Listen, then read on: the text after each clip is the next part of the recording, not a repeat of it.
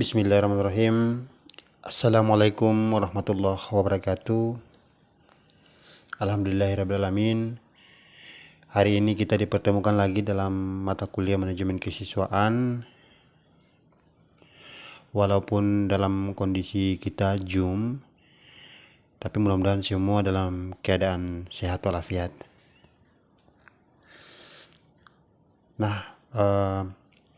Sebagaimana sudah kita bahas pada beberapa minggu lalu tentang manajemen kesiswaan, maka materi pokok kita pada pertemuan kali ini tentang ruang lingkup manajemen kesiswaan. Ya, ada sekalian yang saya hormati, tentunya manajemen kesiswaan ini menjadi salah satu mata kuliah khusus untuk jurusan manajemen pendidikan Islam, untuk kalian bisa betul-betul memahami dan bisa mengetahui tentang ruang lingkup dari manajemen kesiswaan. Nah, apa saja ruang lingkup manajemen kesiswaan itu? Tentunya ruang lingkup manajemen kesiswaan itu mencakup berbagai aspek yang berkaitan dengan pengelolaan siswa di suatu lembaga pendidikan. Nah, beberapa area utama yang menjadi bagian dari manajemen kesiswaan antara lain itu mulai dari perencanaan siswa, publikasi, pendaftaran, penerimaan siswa, orientasi, pengelompokan siswa, pembinaan disiplin, evaluasi, kemudian sistem bertingkat ya atau kenaikan kelas sampai pada layanan khusus di sekolah. Oke, itu begini pada manajemen perencanaan kesiswaan. Nah, kemudian ada komponen-komponen dari perencanaan kesiswaan. Apa saja komponen-komponen itu? Perencanaan kesiswaan adalah salah satu aspek penting dalam manajemen pendidikan yang bertujuan untuk mengelola sistem kegiatan dan memastikan perkembangan optimal dalam aspek akademik maupun non-akademik. Secara umum, perencanaan siswa meliputi berbagai hal seperti pengorganisasian sekolah, kemudian kegiatan ekstrakurikuler, pengembangan minat bakat, sehingga penyusunan program-program pendukung untuk meningkatkan kualitas pendidikan. Nah, itu aspek dari perencanaan kesiswaan. Nah, komponen-komponennya adalah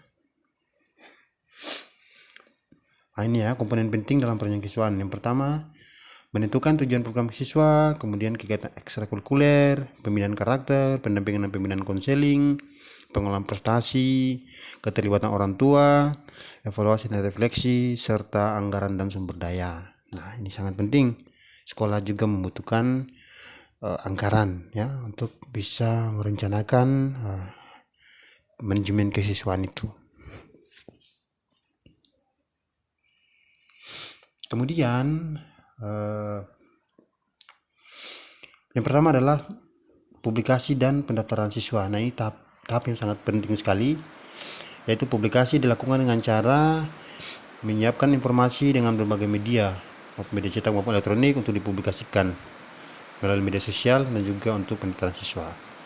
Nah, ini bisa dilakukan secara online maupun offline dan bisa berhenti seiring dengan perjalanan semester baru. Nah, kemudian tahap seleksi, ada pendaftaran, verifikasi, seleksi, pengumuman, dan daftar ulang. Itu tahap seleksi. Nah, selanjutnya ada jalur penerimaan siswa baru, ada jalur zonasi atau wilayah ya, daerah, jalur prestasi, jalur pimpinan orang tua atau wali, dan juga jalur afirmasi atau jalur miskin ya, siswa miskin. Nah, adik-adik sekalian, ini sangat penting untuk bisa kalian lihat bagaimana prosedur seleksi siswa baru ketika dia masuk pada sekolah.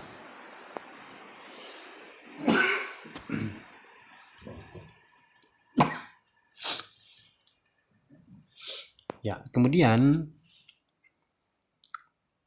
ada apa yang membuat penerimaan siswa baru itu sangat penting, karena sekolah itu memiliki peran dan tanggung jawab sangat besar. Nah, ini ada jalur-jalur penerimaan ya.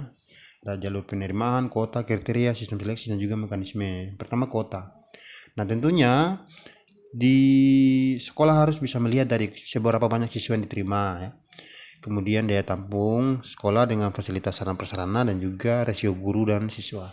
Tidak bisa menampung banyak siswa di sekolah padahal gurunya tidak cukup ya. Nah, itu yang menjadi pertimbangan aspek sarana prasarana dan juga guru di sekolah. Nah, ini kemudian menjadi perhatian.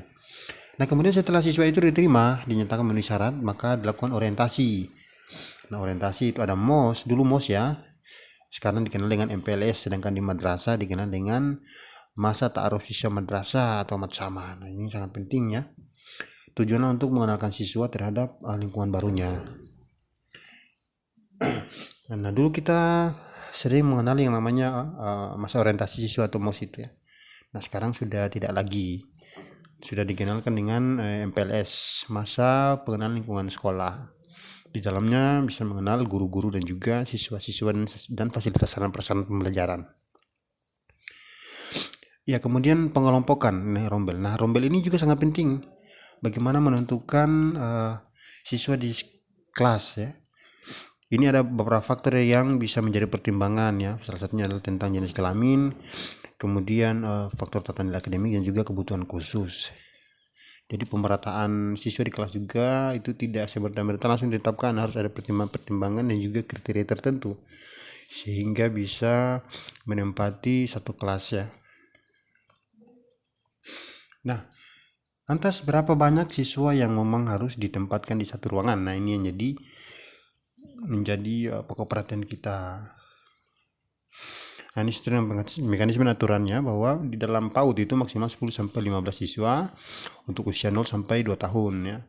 Kemudian SD 28 siswa, SMP 32, SMA 36, SLB itu bisa kurang dari 15 ya, tergantung situasi dan kondisi sekolah itu. Ya, kemudian ada pola pembinaan. Di dalam sekolah sendiri, pembinaan juga sangat penting. Kenapa demikian? Karena pembinaan itu yang nantinya akan mendukung kelancaran proses akademik siswa. Ada pembinaan dilakukan oleh guru BK, guru wali kelas, dan juga pembina ekskul ya. Siswa di sekolah punya kegiatan-kegiatan ekskul yang memang harus memiliki peran untuk proses pembinaan juga selain daripada dia belajar di kelas. Kemudian ada layanan-layanan ya. Nah, di sekolah juga ada layanan-layanan juga layanan khusus. Nah, layanan ini juga harus didapatkan oleh siswa selama dia menempuh studi di sekolah. Yang pertama ada layanan perpustakaan, kesehatan, kantin. Nah, layanan ini masih banyak lagi ya, seperti laboratorium dan juga layanan keamanan bagi siswa. Nah, ini harus diperhatikan oleh pihak sekolah. Baik, mungkin itu saja pertemuan kita hari ini. Jika ada pertanyaan, silakan bertanya. Adik-adik sekalian, teruslah belajar kapanpun dan dimanapun kita berada. Silakan cantumkan pertanyaan di bawah. Nanti jika kita punya waktu, saya bisa menjawab di lain waktu. Terima kasih banyak. Wassalamualaikum warahmatullahi wabarakatuh.